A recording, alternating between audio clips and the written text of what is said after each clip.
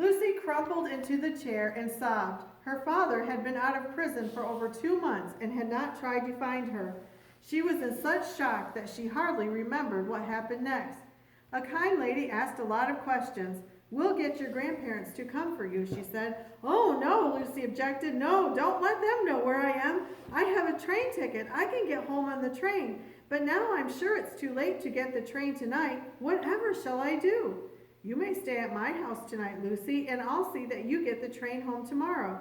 The thought of facing her grandparents the next day did not make her feel any better. However, she was too tired to think. True to her word, the kind lady took Lucy to the train station the next day. When the train arrived in Eastbury, Lucy was amazed to see Granddad and Gran on the train platform. She braced herself for a scolding, which she knew she deserved, but there wasn't one, just small talk as they rode home on the bus. There was no mention of the wickedness and deceit of yesterday. Lucy almost felt like a visitor and rather wished for a scolding. Don's bicycle bell rang after supper. Lucy hurried out to meet him. "Whatever happened?" he asked. "I put the pillow and blanket in the barn, but when I checked, I saw that they had not been used and you had not been there." "Where were you? Didn't you go?" "Yes, I went. Let's go to the riverbank and I'll tell you about it." Lucy told him all about the adventure. "It was all for nothing, Don. He doesn't want me in his life. He's been out of prison for over 2 months and has not tried to find me. I suppose he just doesn't want to be bothered with me after all." Tears filled Lucy's eyes and spilled over, running down her cheeks.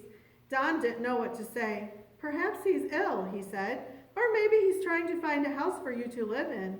I can't stay. Dad promised to help me with my Latin homework tonight." With a quick goodbye, Don was gone. Happy Don, Lucy thought, hurrying home to be with his dad. She went back to the house, glad it was nearly bedtime. Gran came up to her room as usual, still no scolding. She kissed Lucy goodnight and then slowly started to speak. "Lucy, I'm sorry you couldn't tell us. But never mind about that now. We do want you to know that if your father ever turns up, we will not try to stop him from seeing you. You are free to choose him or us. We only pray that your choice will be the right one." Lucy wanted to say something, but she did not know what to say. Gran turned away and went downstairs. Did she hurt them so much that they did not really want her anymore? She had to say something, and she started down the stairs. Before she reached the last step, she heard Gran say between sobs, "Oh, Herbert, whatever would we do without her?" They did still want her. She crept back up the stairs and into bed. With that thought in her mind, she fell asleep. Keeping her promise, Lucy went to see Mr. Smith on Monday. "Well, Lucy," he said, "here's your book token. The first day after school lets out, I'll take you to town and help you pick out a book. So, have you come to tell me about your great secret?" "Yes," she answered. "Things didn't happen the way I wanted them to, but I promised to tell you, so I will." There was much to tell, for it was a long story. Mr. Smith's comment at the end didn't help her. "Lucy, tell me this. If he was such a bad man, why do you want to see him? You're happy with your grandparents. Wouldn't it be better to just forget about him?" Lucy was crying again. "My grandparents want me, and I don't think he does, or he would have tried to find me. He must have been a bad man, or he wouldn't have been in prison, and I know Granddad and Gran want to grow up good. But he is my father. Gran said I could choose. If he would come, I don't know what I would do." Mr. Smith didn't seem to know what advice to give her. He did say, "You know, 9 years is a long time to be in prison. Perhaps your father has changed during that time." Then he added, "Don't worry, I think he will come, and when he does, you'll know what to do." Arriving home, Lucy went into the woods to think. Gran had often told her to pray when she was in trouble, so Lucy thought about that, but somehow God seemed so far away she thought her words would not possibly reach him. Her grandparents always went to church and took her with them. She knew they loved God, but they did not talk much about him at home. Lucy did not know Jesus as her Savior. Although she said bedtime prayers, she didn't know much about praying. When she read the Bible, it seemed quite boring, so she had not read the Bible much either. Now she determined that she would pray and read the Bible more. Perhaps somehow that would help. The school term finally came to an end. Lucy waved goodbye to Gran. She pedaled away on her bike, heading to the hotel to meet Mr. Smith. She was so excited to go with him to choose her book. Lucy enjoyed enjoyed being with Mr. Smith. They took a long time deciding which book would be just right for her. Finally, the decision was made, and they got into the car to drive home. However, they did not head in the direction of home. Perhaps he knows a different way, Lucy thought.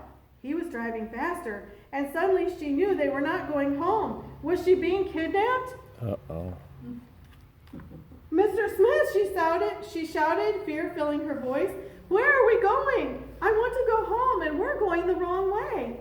He slowed down, pulled the car to the side of the road, and smiled at her. Lucy had always loved that smile, and for a moment she wondered why she had been afraid. Then very quietly he spoke. Lucy, I'm really John Martin, your father. Serious? Lucy could not say a word. What she had hoped for had happened, but not like she had expected. Her father had come. He had been there all the time, but she hadn't known it. Now she knew why she loved and trusted this man from the first time she'd met him.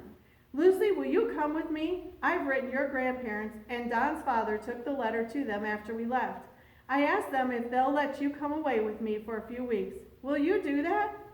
Lucy's thoughts were so jumbled that she could not say a word. She wanted to say yes, but what about her grandparents? Her father continued to explain. The letter told them I would ring or call on the telephone, them at 3:30 to talk this over. I promised to bring you back to your grandparents before school starts in the fall. Still Lucy hesitated. Then she remembered Gran saying that she could choose what to do when the time came. All at once she knew what to do. Yes, Dad, she said, I'll go with you. At 3:30, her dad rang her grandparents on the phone. After he had talked with them for a while, she got on to say goodbye to them. God keep you, darling child, Granddad said. This had to come. Write often and come back. Goodbye for now. Lucy learned they were going to the south of Spain, and she would get to swim in the Mediterranean Sea. They traveled for 2 days, so there was time for her father to tell his story. I love the area where we are going so much that after I married your mother and we moved there, she died when you were born. You are going to meet the lady who took care of you for 3 years before you went to your grandparents. Did she know my mother? Lucy interrupted. Indeed she did. She and your mother were great friends. I loved your mother. After she died, I felt so lost. I didn't care what happened to me. I ended up meeting a man who was dealing drugs, and he wanted me to work for him. I needed the money, and before I knew it, I was really involved. I traveled to England to meet another drug dealer, and there I was arrested and sent to prison. But I did manage to get you to your grandparents before being in prison. While there, I had lots of time to write and to think.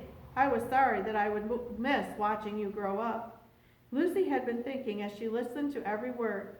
But weren't you ever sorry because, well, sort of because of God, she asked. God, Lucy? You may believe in God if you like, but God never did anything for me, he answered. If there is a God, I blame him for taking my wife. His voice sounded hard and bitter. I was sorry about the lives that were ruined because of the drugs I sold, but I wasn't sorry because of God. He tried to change the subject quickly. Tomorrow you are going to meet the family with whom you lived until you were 3 years old. Aren't you excited about that?